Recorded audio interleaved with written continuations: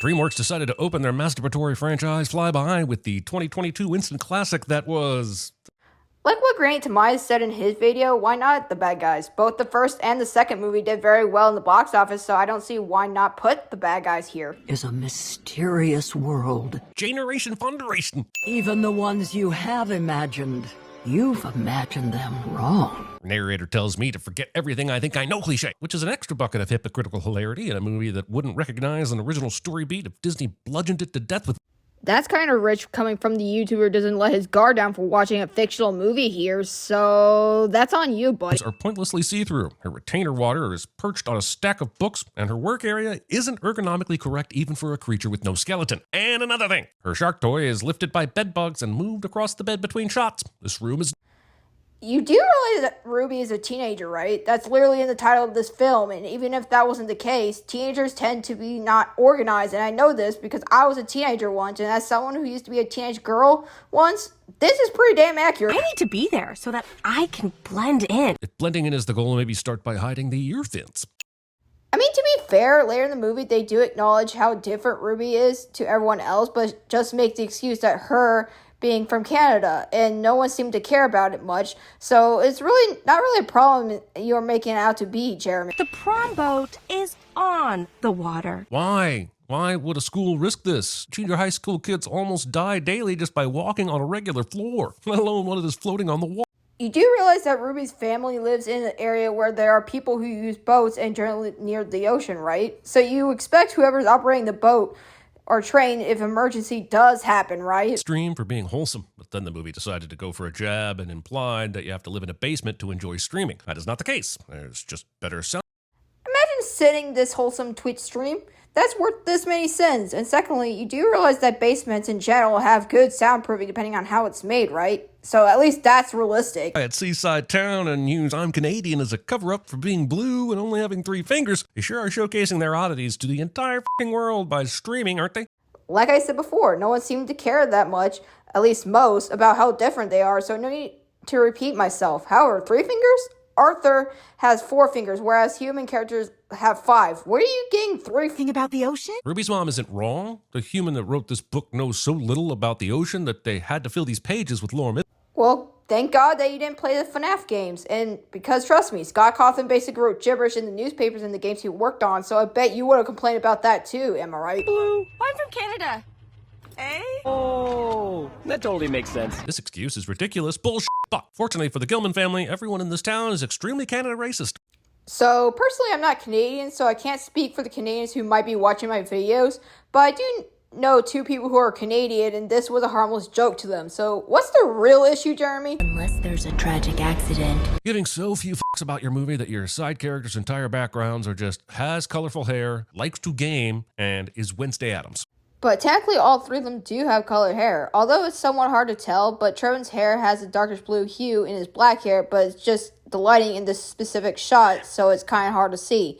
Plus, Ruby's friends do have their own quirks, like Margot's a theater and or drama kid, knowing how she acts in the movie, so... Fondue! We eat a lot of cheese. Using a negative tone of voice while talking about the greatest thing to come out of the cow before the hamburger and Indiana Jones's whip. Also, one of the reasons I hate animated movies is that the most mundane idea is animated like it's being delivered by Jim Carrey's love child with Stretch Armstrong. Like, there's no reason that this comment about eating cheese should appear this dramatic.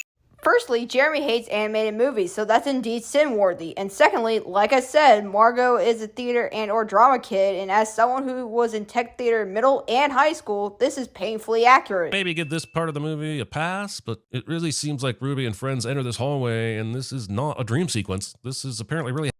I'm assuming you either went to a private school or was homeschooled, because trust me, I've seen so many hallways that were way more chaotic than this one. Jumping out of a trash can disguised as a whale. Are there no limits in this universe? And where did they find the clean trash can? And I'm gonna basically say the same thing that Granny Tomias said. Firstly, the kid is a girl, so what do you mean by him? Plus, she likely brought it from home or was clean before she used it for the whale. Secondly, Ruby is a junior in high school, meaning that she's in 11th grade.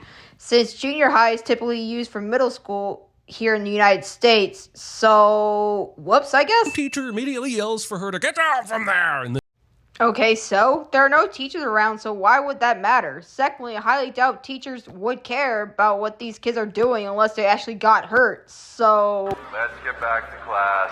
I mean, sure, yeah, kid almost died and probably needs medical attention, but let's focus on the impromptu popularity production that just ended. And who said no one went to check up on Connor? Plus, even if he did need medical attention, pretty sure someone helped him to the nurse's office if that was the case, Jeremy. this closed library's doors are still unlocked. You do realize a librarian works there, right? She's likely had it unlocked so she can bring stuff in and likely gonna have it fully open by the time classes start. So what's the problem here, Jeremy? You were saying you wanted a built-in grill, and that is built in. Oh man, I get to be grill master again? We've been introduced to 2 adult men so far, both of whom can be characterized as liking to grill. So Jeremy hates people who likes to grill. Got it. Mom is focused on getting to her girl, but her eyes are on the road basically never during this sequence, and it's infuriating. Jeremy's sending himself cliche? Jeremy's sending himself cliche. Brill probably used some fishy instincts to find Agatha, but why did he decide to hide under a bunch of leaves and risk her finding him by way of a hideous car accident? Well, firstly, both him and Grandmama felt Ruby's pulse when she turned into her giant Kracken form, so obviously he was there because Grandmama sent him there. Secondly, based on what Brill said that you cut out, he isn't used to land gravity, so you can't blame him there. This is exactly why she wasn't supposed to go into the ocean. Then why would you live next to it? Brill would be Wetzelin at CinemaSins. Okay, admittedly, I do love Brill, but I'm sorry. Is Jeremy comparing his intelligence to Brill? I guess he is. That explains why he can't pay attention to animated movies at all. The least. The Kraken! Somehow Brill had a noisemaker and confetti at the ready, and I'm not sure anyone can trust a person who enters a home and finds these items. Either he saw the items lying around, or like I said in my Band Together video, Jeremy never heard of the word hammer space before. They turn into a giant Kraken too. What? What? You knew? Yep, she knew all along and still decided to live by the sea. Look, lady, live by the sea if you have to, but the trade-off should be that you have to prepare your daughter for the fact that she will turn into a freaking kaiju in the extremely likely event that she will be wedded. How is she ever expecting to keep... So I'm not going to repeat what Granny Tamaya said about this sin, since he said it better than I could, but my point would be is that basically the light turning red, both mom characters would have told them anyways, but other factors happen, which both characters do regret their actions. But if you didn't send Brill earlier, Agatha explained why they had to move close to the ocean, so that's on you for not paying attention. If you stay on dry land, you'll stay small and on 2 legs. Unless you're in a library, though, I guess. Or was that transformation an emotionally triggered release that mom somehow knows nothing about? What are the rules? Well, the ocean is partially triggered since, yes, Ruby can go big when they are close to the ocean, but for the library, the only reason why Ruby turned big was because she was panicking, meaning her emotions was also a trigger. You complained about this in the Turning Red video, so similar logic here, buddy. Funny how Ruby's globby fingers can precisely text anything on that tiny curved keyboard. And don't get me started on the widget installed on her phone that makes group texts appear as the background of the home. Think of it like this. If you wore gloves with the pads on where your fingers are, you can logically still text people normally. So basically, suction cups like Ruby's hands are kind of like that in a way. So get it? There's no way I'm getting you out of the water now, is there? Well, follow me! Uncle Buck decides to give up instead of singing Ruby a song about responsibility, or how she should just wait to be queen. Yes, it would have been another, hey, ripping off Disney sin, but what movie wouldn't benefit from 100% more Zazu? Says the guy who said a transphobic slur in his original Lion King video, and yes, I'm saying it here, and yes, I'm gonna give you sense for it here. Only the women that turn into giant Kraken and the men all stay comparatively small. How do they, mingle tentacles? Or how big are those freaking eggs that the men have to, sprinkle? Well, gotta correct you. Similar to Turning Red in a way, similar to how May, where the girls and women in May's family turn into giant red pandas, only Ruby's family can turn into giant Krakens. So that's why you see small girl Krakens. And 2, there are some female animals who are bigger than the male counterparts. You ever heard of spiders or eagles? Our family have been gifted the mighty power to turn into giant Kraken. How did that happen? What evolutionary advantage is there in being able to take on a loosely bipedal form in the event of a 15-year land-based temper tantrum?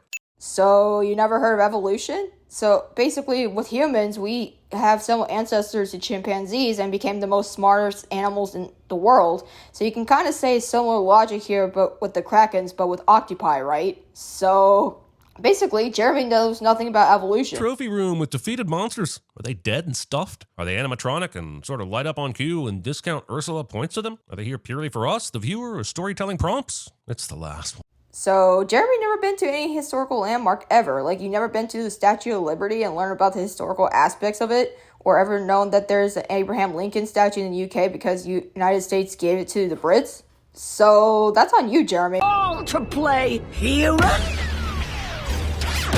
Nearly giving involuntary laser eye surgery to your granddaughter before asking if she has a prescription. Jeremy says something unrelated to the movie cliche and also doesn't know what laser eye surgery is. Not a human who turns into a Kracken. You're a Kracken hiding as a human. Well, to be fair, she is not inherently wrong since Agatha did go on land to give her kids a somewhat normal life as possible, so technically it's not a wrong claim by Grandmama to say this, so... Because I'm a mother flippin' mermaid. But why does she have the ability to grow legs? Why is the ocean creating these so very oddly specific monsters? Well, it's somewhat a similar ability to Ariel from The Little Mermaid, which this is basically an inside joke to it, knowing DreamWorks. Even if this wasn't the case, it's similar to how Ruby is able to go small to disguise himself being human, basically. So, not really a sin here. A super Sea-Girl Ditch Day! Okay, let's do it. It is mere hours after her grandmother told her about how evil mermaids are and how her own mother fought in a war against them. And yet Ruby is ready to ditch school and become besties with the first mermaid she meets. She isn't conflicted. Well, considering Ruby is a naive teenager like I was at her age, yes, this is believable, but you do realize that Chelsea did technically help her early in the film, right? Basically paying the favor, even though Chelsea is building her trust for the final fight. Use my powers. Oh, I thought you'd never ask. It's time for a Rocky-esque training montage, which pulls double duty by being unoriginal and completely missing the point. The training montages are supposed to be about seeing the hero conquer adversity. It's hard to root for Ruby when we all know her dumbass is... I think you're missing the point, since without the training montage, how in the ocean hell do you expect Ruby to learn her abilities on her own? Plus, you complain about Grandmama let Ruby go home earlier, so double standards much? Freak from the deep shows up and I'm supposed to learn math. You're Kracken hiding as a human. Conveniently timed self-doubt spiral conveniently causes Ruby to literally spiral. Jeremy never heard of people having self-doubts before, and secondly, why does your subtitle say Connor saying a freak from the deep shows up and I'm supposed to learn math? That was some background kid and not Connor, so you need to get more sense for that. Sacrificed everything to give you this fake life. Expecting your child or anyone to be grateful for a sacrifice they didn't ask. You do realize Agatha is Ruby's mother, right? You're telling me your mother never steered you in the right direction before? Connor to the prom, but he decided to come along and mope anyway. No one should feel sorry for him. He brought this. Because he was going to ask Ruby out since her friends are at the prom already. So why not ask Ruby since her friends were there? Plus, you did see him trying to attempt to ask Ruby out earlier, so you should have caught on what he's trying to ask her out. So what's the issue? Home, like she said. Gone back to hiding and stayed small. What? No, Ruby. That's not what your mom meant. That is exactly what her mom meant, and everyone would be better if Brill had died by harpoon early. I don't think anyone needs to know how wrong this statement is, since pretty sure my audience knows that this is not what Brill meant, so... There's a little mermaid, Davy! But she's still super powerful, right? The trident was a powerful weapon, sure, but she's still a giant kaiju of a beast, so why did she suddenly transform back into a tiny mermaid? And if we're saying the trident makes her Hulk out, then why the heck didn't she shrink when she lost the trident earlier? Basically what Granny Tomize said in his video. Basically, the trident made Chelsea become as huge as Ruby, so without it, let's just say Chelsea's basically nerfed in the power scaling department. Sorry, but the admittedly classic reel-in-the-fish dance move seems somewhat insensitive, given...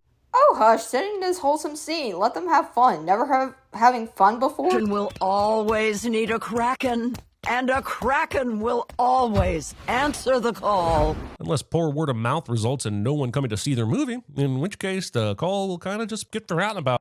I mean, I agree with that to an extent, but only sending you here because isn't that what you're basically doing right now? Shitting on the movie? People like you don't give movies a chance, even if Universal kind of messed up on advertising on this movie and poor timing on the release. Alright, the sin total is 2,500, and the final statement is, this movie ain't bad, Jeremy.